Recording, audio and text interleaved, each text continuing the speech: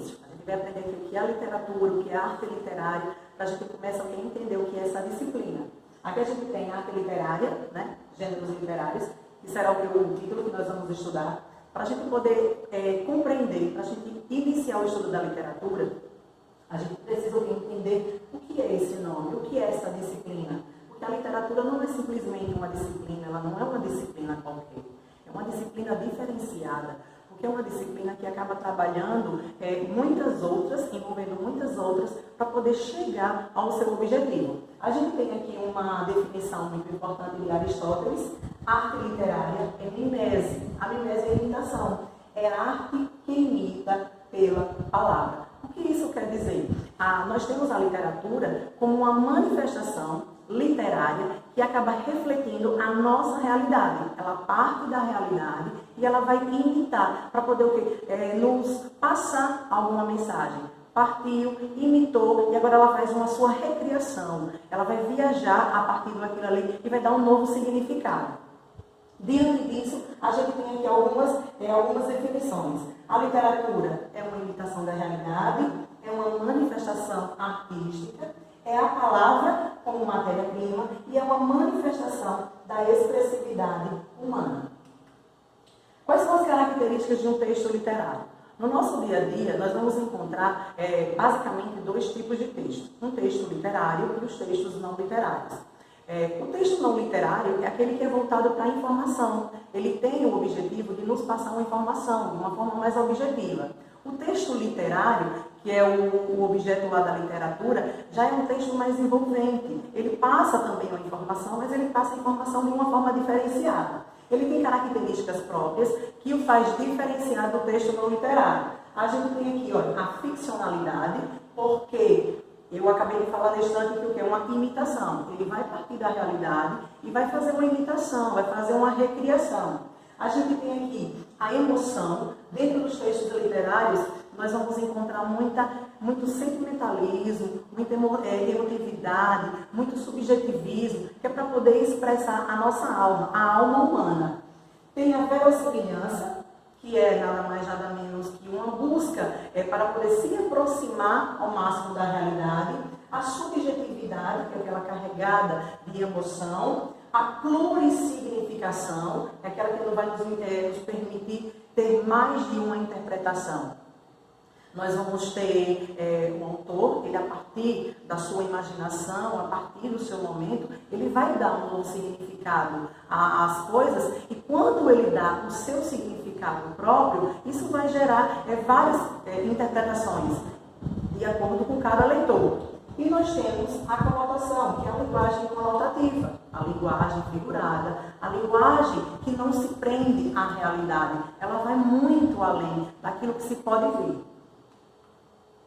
E para que serve a literatura? Por que é importante nós estudarmos a literatura? Por que estudar mais que o texto? Se nós formos comparar a literatura a uma arte literária, nós já temos a disciplina de arte, nós já temos a disciplina de história.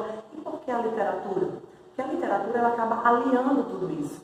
A gente vai pegar a informação, são informações que são muito, muito relevantes para a nossa vida, para o nosso entendimento, para a nossa vivência, a gente entender o que aconteceu nos nossos antepassados até chegar aos dias atuais.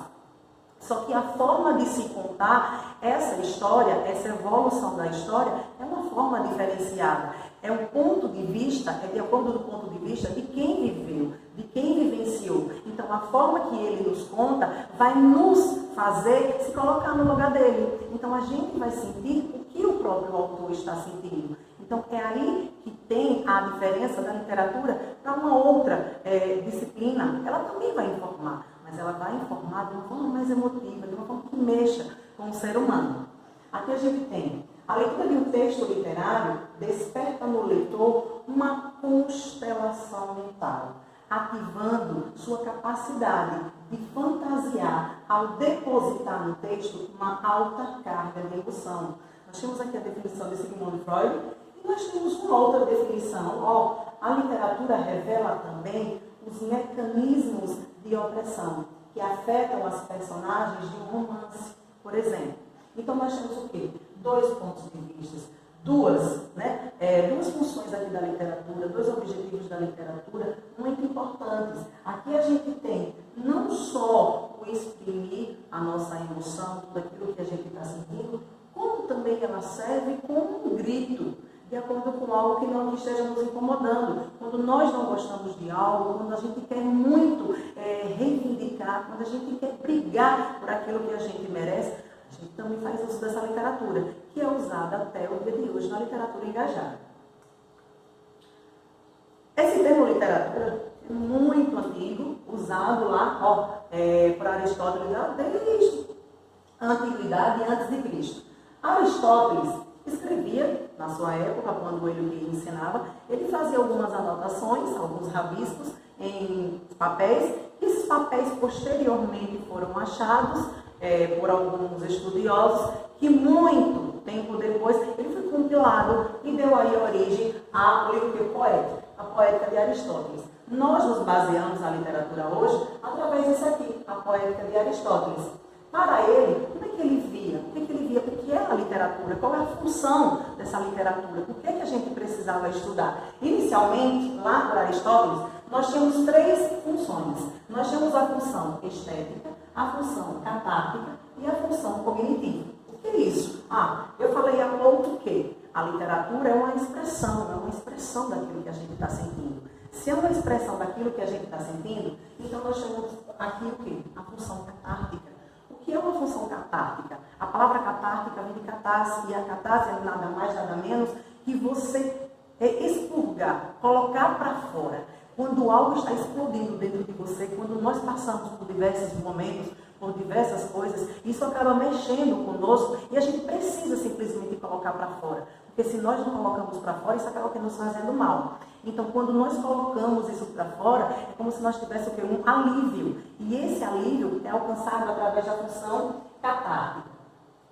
Nós temos aqui também uma função cognitiva, porque a literatura é uma representação, é um ensinamento, é uma informação, então ela está carregada de conhecimento. A cognitiva vai estar ligada ao nosso conhecimento, ao conhecimento que ela está nos passando.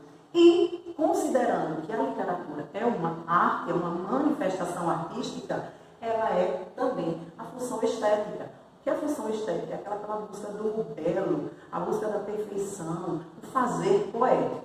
Posteriormente, outros autores, outros literários, denominaram outras funções. A função político-social e a função lúdica, que é a mais nova. A função política social é quando nós utilizamos, fazemos uso da literatura para poder reivindicar pelos nossos direitos, para poder denunciar quando algo está errado, para a gente poder lutar pelas causas do bem comum, pelas causas da sociedade. Então, nós fazemos uso da literatura. E, por último, também a lúdica. A lúdica é o prazer, é a brincadeira, porque a literatura, não só para expressar o teu sentimento, para poder reivindicar, ela também vai gerar o quê? Uma certa alegria, vai gerar um certo lazer, um entretenimento. Aqui a gente tem, dentro do texto literário, da literatura, a gente sabe que a literatura é uma arte. É uma arte que se manifesta através da palavra. É uma manifestação artística que nós fazemos através da palavra. E quando nós fazemos uso através da palavra, o que nós fazemos? Nós fazemos a todo momento a produção de textos. Quando nós fazemos essa produção de texto, nós temos aqui, quanto à forma, como é que eles podem ser? Eles podem vir tanto na prosa ou no verso, no poema. Nós temos o quê? Quando um texto é escrito em prosa, é aquele texto que é escrito em frases contínuas, que são organizadas em parágrafos. Quando um texto é escrito em poema, é aquele que é escrito em versos, que vai dar uma prevalência pela rima, pela melodia, pela musicalidade. E esses versos são agrupados em estrofes. Quanto ao conteúdo, à estrutura e segundo os clássicos, conforme a maneira de imitação, nós podemos enquadrar as obras literárias em 3 gêneros. Agora nós começamos.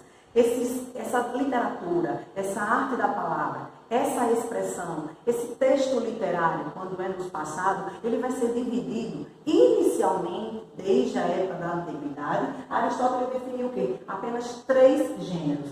O gênero lírico, o épico e o dramático. Aqui tem essa divisão em 3 gêneros, ela originou-se lá na Grécia clássica com Aristóteles. Isso, mais tarde, né, a gente vai ver daqui a pouquinho, que mais tarde vai surgir um outro gênero literário. O primeiro gênero literário que nós temos é o gênero lírico. Esse termo lírico deriva do nome lira. Lira é esse aqui, esse instrumentozinho musical muito bonitinho, que era usado pelos gregos na sua produção. A gente sabe que lá desde o início na literatura, os poemas, quando eram compostos, eles eram compostos não para serem declamados, mas para serem cantados. E como eles eram cantados, eles eram acompanhados aí dessa lira. Então, é daí que nós temos o nome gênero lírico. Por muito tempo, ao final da Idade Média, essas poesias cantadas, depois ela se separou. Quando ela se separa, a música fica sendo música, o poema fica sendo poema. Aí agora nós vamos aí ter um cuidado diferente com o poema. E a gente vai prestar atenção com aquela questão da metrificação, a versificação, as rimas, essa organização toda de um texto poético. A ocorrência do gênero lírico. Por que a gente pode dizer que é um gênero lírico? Quando a gente fala em lírico, a gente vai ter que lembrar de lirismo.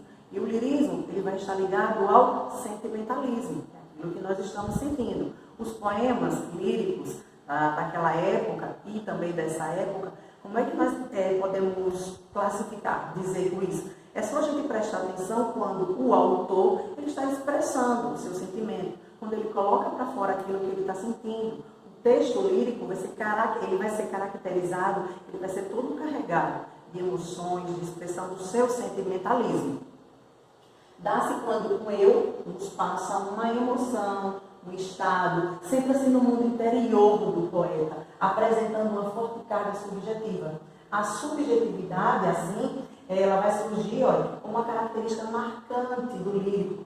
O poeta posiciona-se em fase dos mistérios da vida. Aqui a gente tem uma imagenzinha, uma representação de como era naquela época. Está vendo? Os trovadores, os poetas, os reis, os cavaleiros, quando eles faziam as reclamações para as suas amadas, eles faziam as composições e chegavam para ele fazer como as serenatas que nós temos hoje em dia. Eles chegavam a fazer as serenatas e através da sua lira.